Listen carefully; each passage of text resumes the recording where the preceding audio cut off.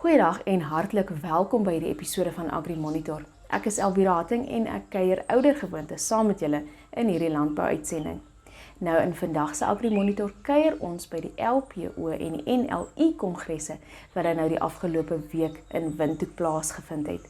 Eerste aan die woord is Piet Gouws, uittredende president van die NLU en daarna ook Jaco Minnaar. Nou hy is die president van AgriSa wat 'n kort boodskap aan Namibiese boere tydens die geleentheid gebring het. Dan nou ook in vandag se nuusgesprek kyk ons na 'n kort uittreksel uit Jaco Minnaar se toespraak by die NLU-kongres. Nou Jaco Minnaar is 'n Johannesburger wat daarvoor bekend is dat hy verlam geraak het na 'n motorfietsongeluk en homself toe nou weer geleer het en aanhou probeer het totdat hy weer kon loop en eindelik weer kon motorfietsry.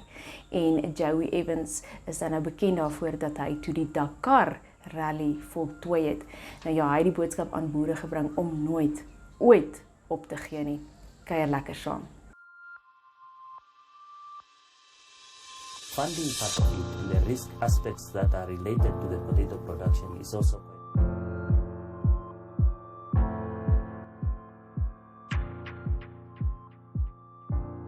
But always in the back of my mind, I was like, one day, I'm going to race the Dakar-rally.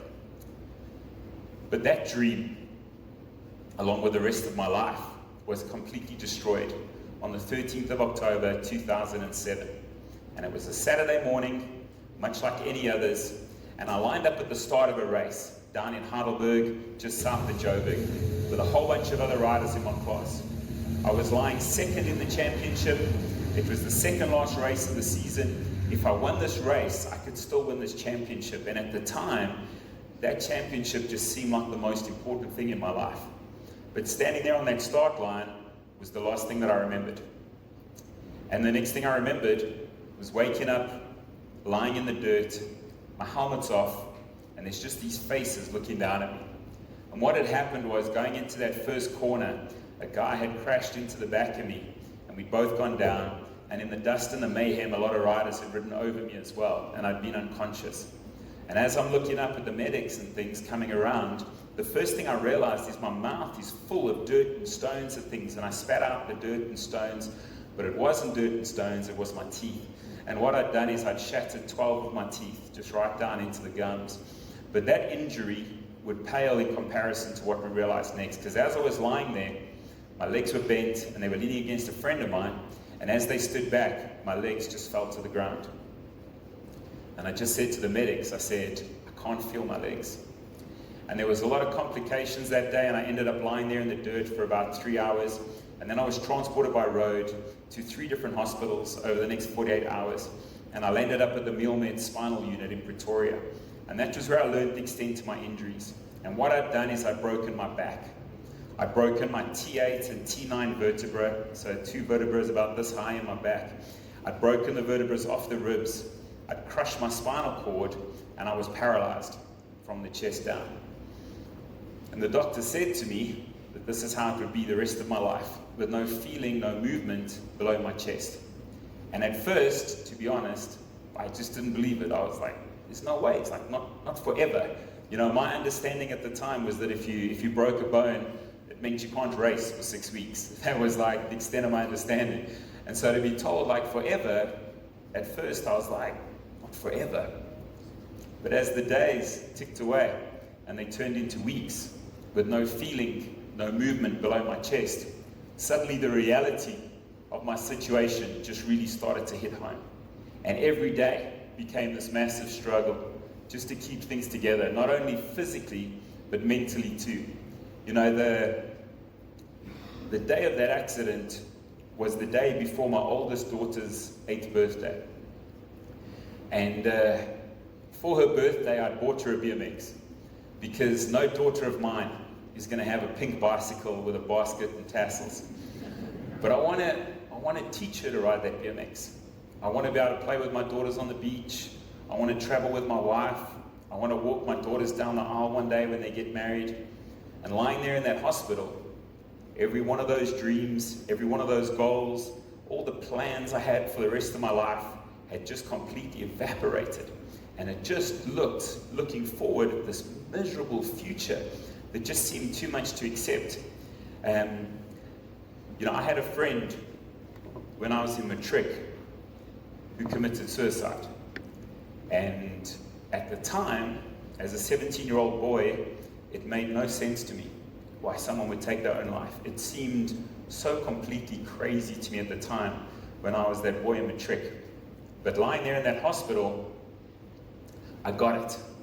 For the first time in my life, I got what it felt like to look at the rest of your life and just go, I can't do this. This is too much. This is too big a ask. I really got it for the first time. And when you're in a place like this, you're forced to make a decision. And it's really the only big decision you get to make. And you get to decide, are you going to check out or are you going to live? And I decided in that hospital, based on my beautiful daughters and my incredible wife Meredith, that I was going to live. Not just stay alive, but I was going to live. And I was still going to chase my dreams. I was still going to chase my goals. I was still going to do everything I wanted to do with my life. And along with that, I thought about my goal to race the Dakar-rally. And I thought, you know what? I'm still going to race the Dakar. That is going to be my physical goal, my line in the sand. But one day when I do that race, that'll symbolize me beating this injury physically. And I'd love to tell you guys that after that day, I was super positive every day, and I was always cheerful, and I worked hard. But that wouldn't be the truth. There were days like that. But there are other times that I'd lie in that hospital bed or in that rehab center at night on my own in the dark and just cry. It was so difficult facing the same challenge every day, again and again and again. But then one day something happened. And if I really focused, I could make my big toe just twitch, just a little bit. And the doctors saw this and they said, what you have is what we call an incomplete spinal cord injury. And what we'd like to do is fuse your back at T8 and T9 in an effort to take as much pressure off the spinal cord as possible. And at best, you might have about a 10% chance of walking again. And if you do, you're going to walk badly with walking aids and things.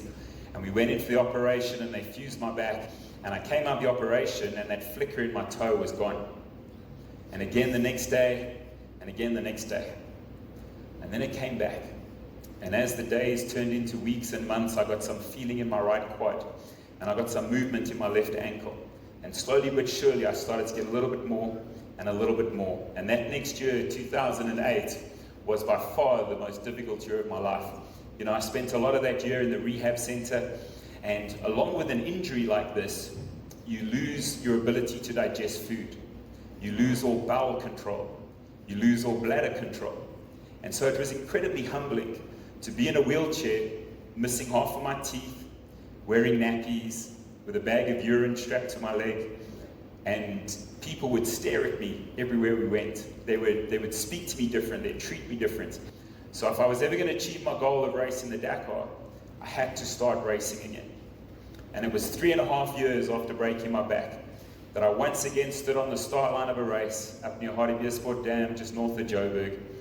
A whole bunch of guys in my class, once again, just waiting for that start flag to drop. Man, and my heart's going. I thought I was going to vomit on that start line. I was so nervous. But that flag dropped, and out of instinct, I just went for it. And I got into that first corner about mid-pack, and we started winding around, and then we went up into the rocky koppies. And as we started going up in the rocky koppies, I really struggled. Because in that kind of terrain, you've got to use your feet a lot more. And I really struggled, and I kept dropping the bike over and having to pick it up and then trying to pull off on these steep, shady climbs. And so guys just kept passing me. And it wasn't long before I was stone lost. And it was really humbling to be lost. I used to be one of these guys who I could win these kind of races. I was chasing championships, and now I'm like this hacker at the back of the race. And that was difficult to accept, but I learned a massive lesson that day. And the lesson that I learned is that I'm not racing these other guys anymore. Those days are gone. I'm racing myself. I'm racing my injury. And every 10 meters that I keep going, man, I'm winning. Look, I'm stone lost, but I'm winning. And the format that day was we had 3 hours to do as many laps as we could. And so it wasn't long before guys started to lap me, and they lapped me again and again, and some guys lapped me 6 times that day. But I made it my goal to just do 1 lap. And what I would do is I would just pick a spot 10 meters ahead and I'd go right, just to there. And I'd get those 10 meters. And then I'd pick another spot and I'd go right, next 10 meters. And I just broke it up into these 10-meter clips and I kept ticking through 10 meters. And the 3 hours ran out and I still hadn't finished my one lap. But I kept going until I finished that lap. And obviously when I crossed that finish line, I was time barred. But when I crossed that finish line, I revved that bike on the limiter, just one, like this, and I punched the air. And you know, the guys in the pits are looking over at me going like, does he know he's lost? But it didn't matter, that was a personal win. And after that, I got time barred at other races. And then I started finishing races. And so then I needed to step it up. And I'm racing along through the bushveld. I'm doing over 120 k's an hour down this dirt track. I'm getting quicker, I'm getting stronger. I can feel my Dakar goal just getting closer and closer. And I hit a cow. And I didn't even see it, man. The cow just stood out in front of me. I didn't even have time to brake, and I just T-boned this cow and just went flying down the track. And that's some quality humor there, guys. I T-boned the cow. Sorry, I know it's a bit sensitive for the dairy farmers, I apologize. But I was a mess. And what I did is I separated my collarbone from my shoulder. I broke off a couple of ribs. I split open my forearm and I exposed the bones in my forearm, and I broke my elbow and I tore the triceps muscle off the elbow with parts of the bone. And it was very remote where I crashed, and so I ended up lying in the veldt for several hours. And eventually I was evacuated by road to Richards Bay, and I spent a week in hospital in Richards Bay where they operated and things. And then I was transferred back to Joburg where I live, and it was more operations and casts and this kind of stuff. And it took like 6 months of healing. And I was thinking, just like all you guys are thinking right now, that maybe it's time for a different sport.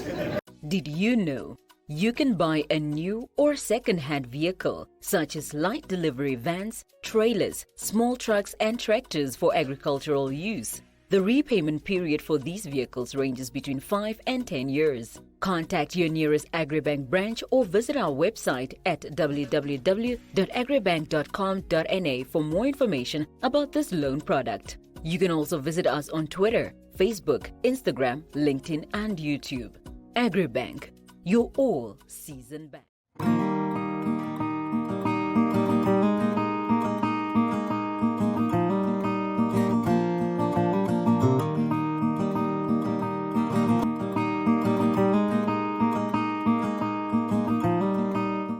Die boere in Suid-Afrika wat so totaal uitgelewer is, gaan lê net eenvoudig nie. Hulle maak planne en baie sonder regeringssteun. Te midde van plaasmoord en eskalerende misdaad bou hulle 'n toekoms vir hulle gesinne en hulle familie en hou hulle landbou aan die land aan die gang. En dit motiveer hom as afgetrede ouditeur in hierdie land van ons om die positiewe stories te gaan haal van mense wat nie ophou nie. Nou dit staan in 'n skrille kontras met 'n gesprek wat ek 'n paar jaar gelede gehad het op Henties Baai met 'n omgewingskonsultant. En hy het vir my gesê, sy waarneming van die Namibiese boere is, en ek gaan nou nie die woorde gebruik wat hy gesê het nie, daai 3-letter woord. Ons is ongemaklike mense, maar hy het die 3-letter woord gebruik. Nou wie van die twee is nou reg? Die man wat die positiewe uithaal uit die landbou weekblad stories, of die man wat reken hoe lyk ons Namibiese boere, die 3-letter woord. En ek dink beide is reg. Natuurlik is ons ongemaklike mense. Ek verkies ongemaklik. Ons staan aan die onderpunt van die waardeketting van die totale landsekonomie, wat in 'n ontwikkelende land soos Namibië, 70% van die bevolking direk of indirek afhanklik is, op een of ander wyse van landbou. Van die landbouwaardeketting, en ons het hierdie bepaalde uitdagings wat ons die hoof moet bied.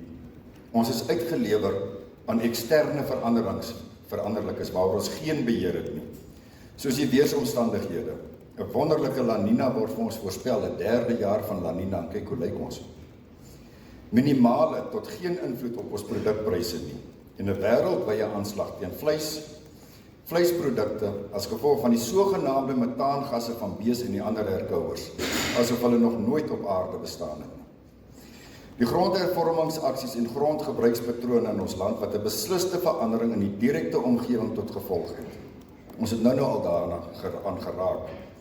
Ons sit met afwesige grondeienaars, verhoogde druk op landelike beveiliging en rampbestuur, veldbrande wat die hoofgebied moet word, plaagbestryding en roof- en probleemdierbeheer wat op 'n al kleiner wordende groepie gefokus is. Dan het ons verder meer te kampe met nog buitelandse fortuinsoekers wat ons natuurlike hulpbronne wil kom plunder, en dit alles feitelik sonder enige regeringssteun. As ons dan moeilike mense is, dan is daar baie goeie redes voor. Want ons is besig om stories van hoop te skryf met ons vasbyt, met ons vasberadenheid, met ons toekomsvisie, met ons drome en met ons geloof. Hierdie stories kan egter in isolasie vertel word nie. En dit sal nooit sukses bereik as dit nie op 'n georganiseerde, gestruktureerde wyse geskied nie. Daarom is hierdie organisasie, die NLU, so krities belangrik. Ek is trots op hierdie organisasie wat vir die laaste 77 jaar 'n nasionale belang, nie in 'n sekere segment se belang nie, 'n nasionale belang vir die totale landbougemeenskap en sonder enige verskuilde agendas landbou gebou en ontwikkel het, wat landboubeleid beïnvloed en steeds poog om welvaart te skep reg oor die land. Daarom kan ook die groei in ledetal van die afgelope 5 jaar en daarmee saam die verjonging van die organisasie en boerderygemeenskap 'n teken van wees. Die toetrede van hierdie jonger generasie tot die boerdery sal noodwendig lei tot nuwe uitdagings. Daar sal konfliksituasies op die plase wees en dit benodig verseker vernuwende denke van die ouer generasie wat hulle moet akkommodeer, van die jonger generasie wat die respek moet handhaaf. En daarom moet die NLU in November in samewerking weer eens met Landbouweekblad en Theo Forster van Galileo Capital 3 meesterklasse aan in die familieboerdery. Hierdie aksie sal plaasvind op Keetmanshoop, Shoemep en Okahanja en dis deel van ons prioritisering van kapasiteitsbou vir lede en spesifiek die jong boere. Ek moedig dus alle familieboerdery aan om hierdie geleentheid te benut om julleself toe te rus om 'n nalatenskap daar te stel en nie 'n vervalle ruïne omdat julle nie die konflik kon hanteer en bestuur. Soos ek in my ingebinde voorsittersrede gesê het, 2023 was toe nie die 3de La Nina jaar nie.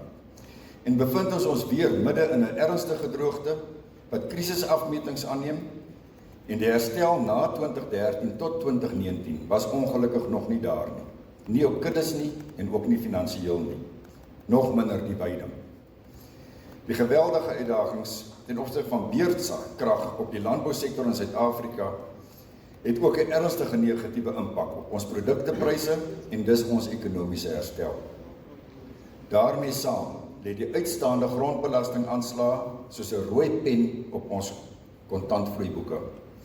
Die herhalende versoeke na die kantore van die Ministerie van Grondhervorming vir gekorrigeerde aanslae, die betydse uitreik van die nuwe aanslae was tot dusver onsuksesvol. Dis onafwendbaar dat uitstel verleen moet word vir vereffening van hierdie aanslae. Ons het reeds 'n skrywe gerig aan die ministerie met 'n onvergenoegde antwoord wat direk daarna met minister Kalle opgeneem is. My termyn as president van die Namibiese Landbou-Unie loop ten einde tydens hierdie kongres vandag. Dit was vir my 'n ongelooflike voorreg en 'n uiters verrykende ervaring om in diens te wees van hierdie harde, passievolle boere van hierdie onbeskryflike mooi land, wat tereg beskryf kan word as God's own country.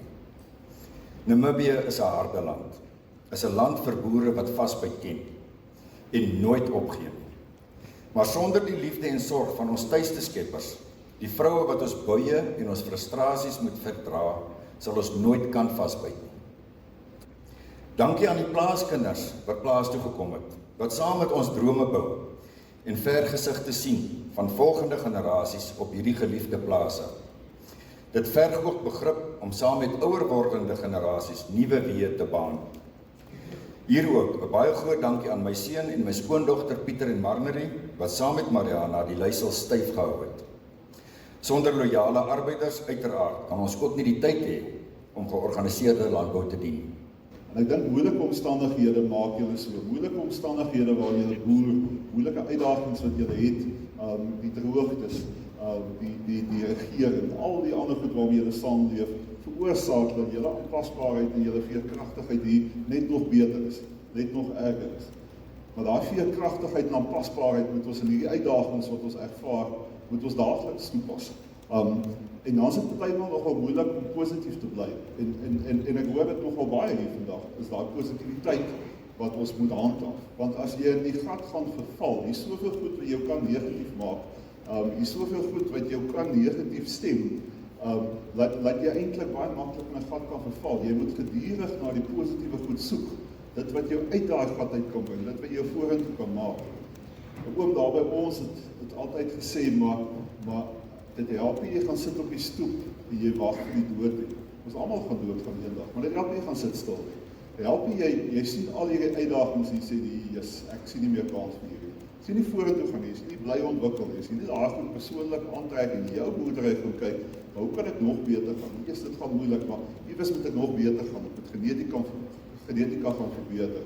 Ek moet iewers my draagkrag beter kry. Wat kan ek maak om beter en beter in die einde van die dag te kan boer, om my winsgewendheid aan te pas. En nou moet gaan kyk na jou eie boerdery, gaan kyk. Ek hou van presisieboerdery, dis my passie, dis 'n saaiboer. En hoe swaarder dit gaan, hoe meer gaan kyk ek, wat kan ek doen in my boerdery om daai goed beter te maak? Hoe kan ek beter investeer om meer effektief te wees? En so het elke boerdery het sy eie uitdagings en sy eie goed. En ek dink dit is aan die einde van die dag wat van ons 'n sukses maak. Wil julle die storie vertel van Tommy van Sail van ZZ2, nou as jy al 'n tomatie in jou lewe geëet het, dan sal jy seker weet van ZZ2, nie noodwendig van Tommy van Sail nie. Tommy van Sail het een plaas gehad, of een groep plase wat hy verskriklik met veediefstal gesukkel het. En hy het dan klomp oplossings gaan kyk, hoe kan hy dit oplos? Nou, Tommy, sê met hom gesels ook, hy sien nie 'n probleem raak nie, hy sien altyd 'n oplossing, jy weet, veral daar's altyd 'n geleentheid en nie enige probleem. So hy het 'n wifi toring gaan opsit langs die grootpad. En hy het vir die polisie en vir die verkeerspolisie het laat weet, hier's gratis wifi. En almal gaan staan nou onder daai toring. Hulle sit op hulle selfone, soos ek glo dit maar juweel ook is. Maar hulle is visueel sigbaar langs die grootpad en sy veediefstal het gestop. En dis hoe ons uit die boks uit moet dink. Nee. Dis 'n probleem wat ons almal ervaar, maar dis nie jou eerste oplossing wie jy dink nie. Dis nie jou eerste manier hoe jy dit daai probleem moet oplos. Ons moet weier dink. Ons moet groter dink as wat ons probleem is. Ons moet na die oplossings gaan kyk. En as dit die storie is waarmee ek julle moet los, in Suid-Afrika sit ons met 'n falende staat. Ons sien hoe gaan alles tot niet. Ons krag, ons infrastruktuur, ons hawens, alles gaan agteruit. En dit noodsaak ons as boere, noodsaak ons as leiers in gemeenskappe om op te staan en begin self verantwoordelikheid vat. Ons het vir 'n lang tyd geabdikeer eintlik van daai verantwoordelikheid van ons. En ons in Suid-Afrika moet daai verantwoordelikheid begin vat. Ons moet nou self ons eie toekoms, ons eie paadjie gaan begin beplan. Ek glo hier by julle, dink jy die falende staat is heeltemal so waar as wat dit by ons is nie, maar ek glo dat elkeen moet verantwoordelikheid vat vir jou eie toekoms. En ons vat verantwoordelikheid deur die leier in jou gemeenskap te wees, deur op te staan, deur vir die ouens rondom jou die rigting, die toekoms, die beter toekoms te kan wys. En organisasies soos julle, Piet, presies dieselfde. Ons het 'n doel op hierdie aarde om die beter toekoms te wys, maar ook om te maak dat ons daai beter toekoms uitkom.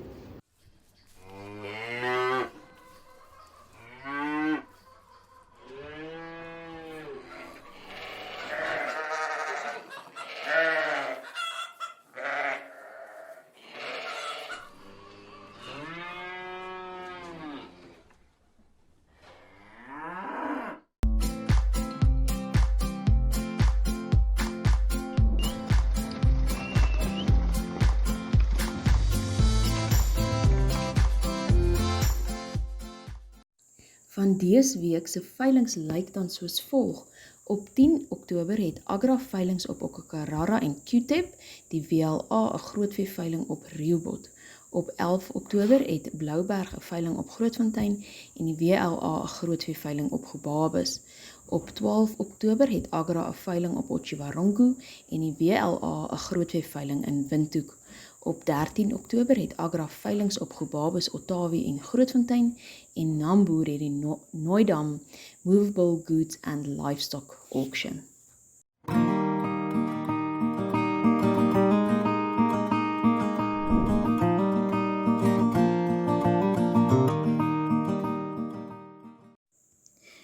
Vandeesweek se dagboek vir die landbouer lyk dan soos volg. Tot en met 20 Oktober word daar nog verskeie opleidingsdae oor die standaarde vir goeie praktyk, sogenaamde GAP-standaarde, aangebied. Nou ja, dis 'n inisiatief van die Namibië Akkerbouraad wat dit doen in samewerking met die Akkerbou-produsentevereniging van Namibië en die Nasionale Boere-Unie, die groenskema besproeiingsprojekte as ook streeks akkerbouforums. Op 13 en 14 Oktober word die 40ste NLU Agri gehou, dis dan op die Mariental skougronde met vanjaar se tema Boer maak 'n plan. Op 28 Oktober is dit die Abbenap Slaglam Boeredag. Dit word weer op die Plaas Bergen in die Abbenap omgewing net buite Shumep gehou. Nou ja, daar word slaglammers vir die dag ingeskryf wat dan nou aan ouer huise oral oor die land geskenk word. Daar sal ook verskeie uitstallers, 'n 4x4 demonstrasie, 'n losgoedveiling van plaasimplemente, as ook 'n kosdemonstrasie deur die bekende Sanet Prinsloo aangebied word.